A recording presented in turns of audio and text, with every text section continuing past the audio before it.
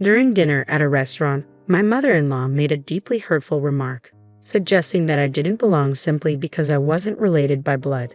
Her words stung, making me feel undervalued, and I had the sudden urge to leave. As I rose to go, she demanded that I pay for the meal since I was leaving early. Feeling mistreated, I refused to pay for everyone else's dinner. My name is Samantha, and I work in an office. My husband, Peter, and I have a generally happy marriage, but there's one significant issue: his mother. She constantly criticizes me and interferes in our lives. Although I've shared my concerns with Peter, he doesn't see it as a problem, believing her actions are just signs of affection. Over time, her intrusions worsened. She had a key to our home, given to her by Peter, and would let herself in uninvited, critiquing everything from my housekeeping to spreading unfounded rumors about me to our neighbors. I begged Peter to consider moving, but he was too preoccupied with work to address the situation.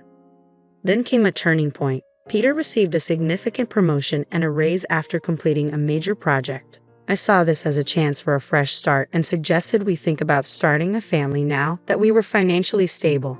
I hoped this would make him realize the negative impact his mother was having on our lives and see the need for change. However, Peter had a different perspective. He believed that if we were going to start a family, we should live in a more child-friendly town with good daycare options and parks, unlike our current neighborhood.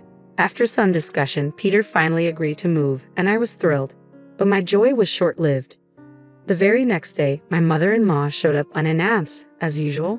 I braced myself for her typical criticisms, but she was surprisingly pleasant. She came to celebrate Peter's recent success and invited us to dinner at a fancy restaurant known for its exceptional food and service.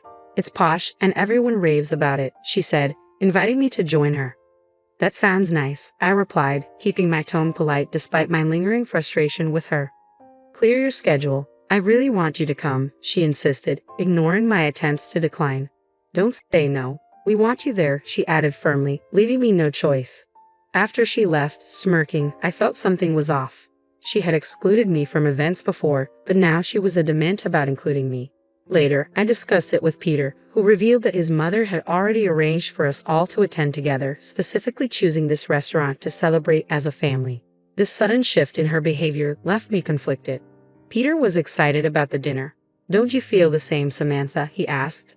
But I couldn't share his enthusiasm. "Sorry, but I'm not excited. I'm worried about how much it's going to cost at such an expensive restaurant," I admitted, my unease growing with each passing moment. "I don't want to go.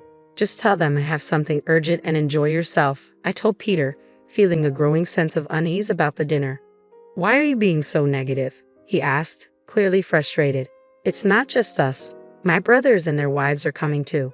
It would look bad if you weren't there with the whole family." I could see how excited he was about dining at such a fancy venue for the first time, but I felt trapped. My reluctance was brushed aside, and it seemed like my husband was more aligned with his mother's perspective than mine. Feeling unsupported and desperate, I took a drastic step.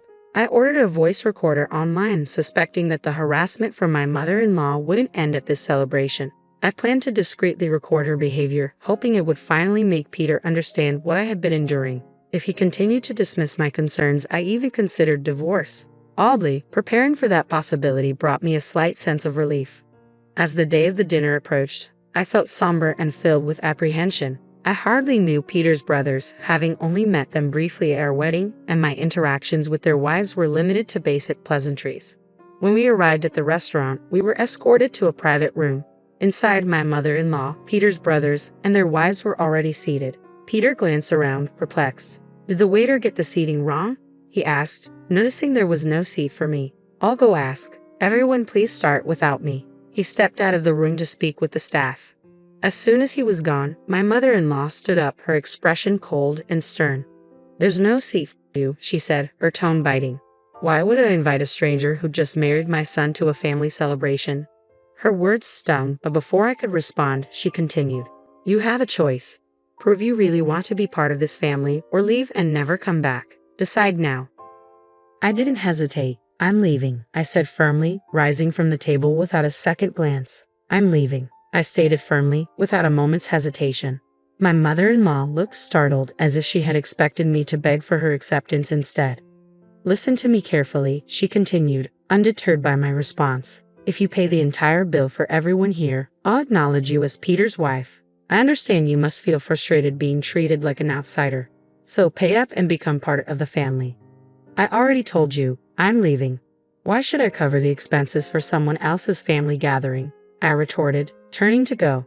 She slammed her hand on the table and raised her voice. Can't you see I'm offering you a chance to be part of the family? Are you really okay with remaining a stranger? Pay up. No, I replied calmly. I'm perfectly fine being seen as a stranger. And since I'm not family, I won't be paying for your meal. Goodbye, mother-in-law. With finality, I turned and walked out of the room. She tried to follow, but by the time she reached the doorway, I was already gone, leaving the confrontation and the oppressive dinner behind me. By the time I reached the exit of the restaurant, I was determined to go straight home and send Peter an email explaining the entire ordeal. To my surprise, he arrived home just 15 minutes after I did. He explained that the waiter had confirmed there was no mistake with the reservation. My mother-in-law had deliberately caused the scene. It turned out that my decision to stand up for myself had a ripple effect. The wives of Peter's brothers had witnessed the incident, and their perspective on the family dynamics shifted dramatically.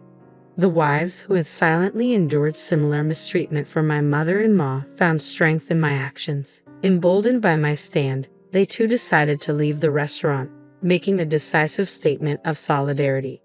Their husbands, the eldest and third sons, quickly followed them out. I braced myself for the inevitable backlash, and sure enough, within 4 hours, my phone began ringing nonstop. It became so incessant that I eventually blocked her number, but one call slipped through from an unknown number.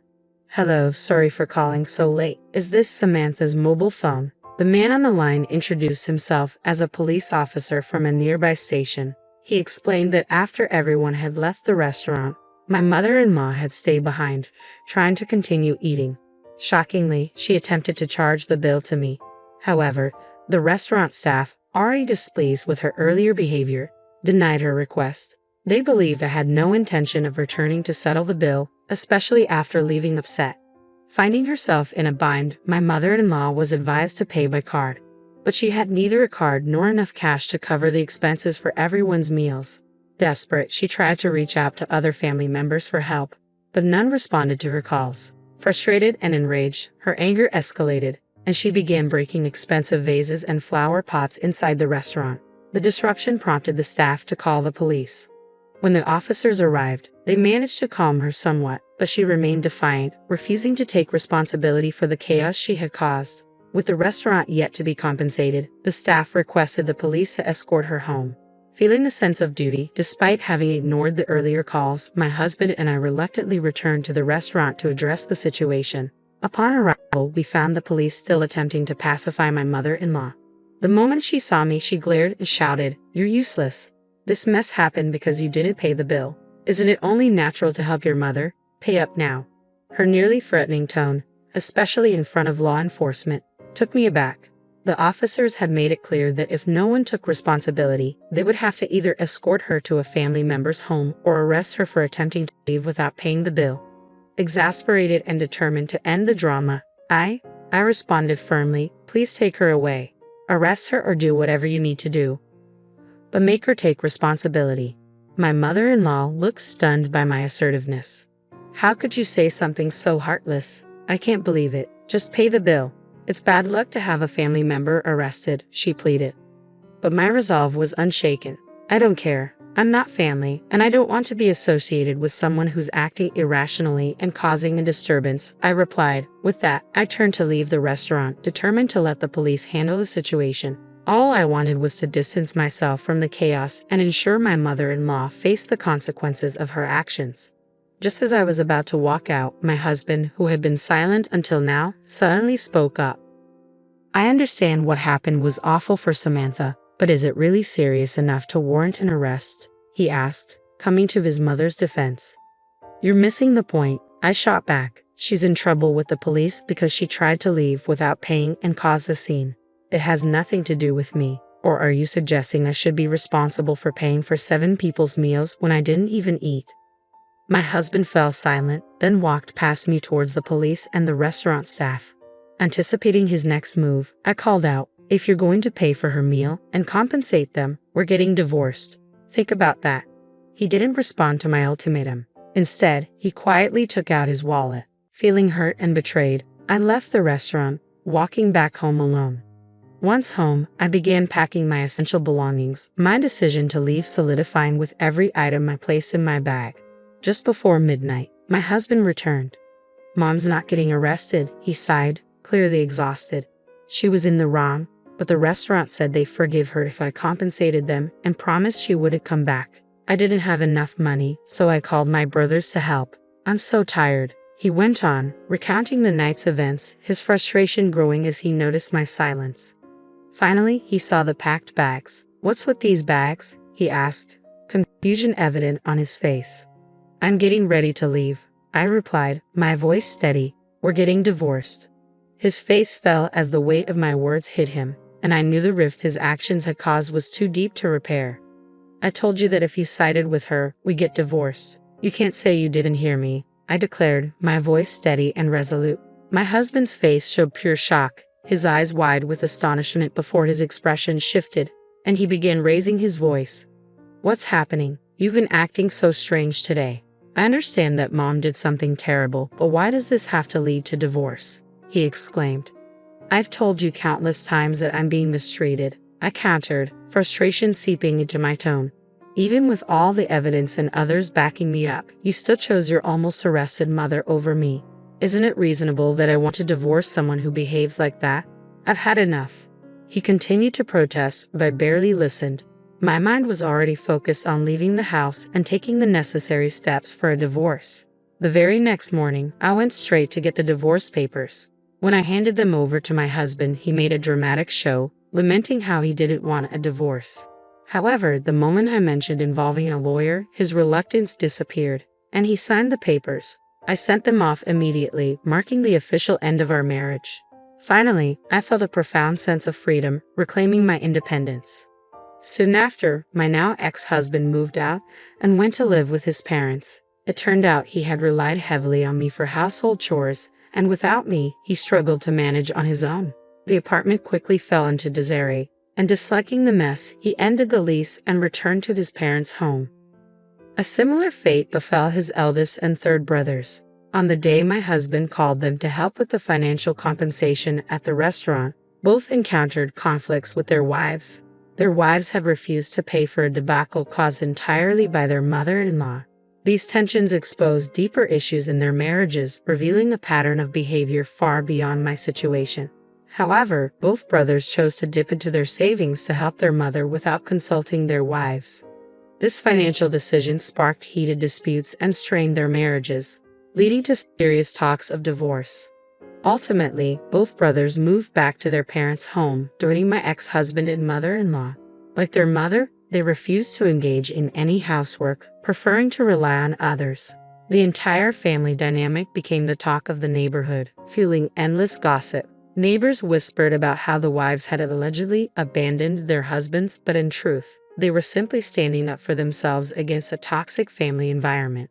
In the end, my mother-in-law and her 3 sons, reluctant to grow up and take responsibility, found themselves all living together again, trapped by the very behaviors that had driven their families apart. The 3 brothers, in response, received staunch support from their mother, who blamed all the family strife on their wives. My ex-husband, hearing about this, nodded smugly, convinced that divorcing me had been the right decision. Despite the swirling rumors, my relationship with the neighbors remained strong.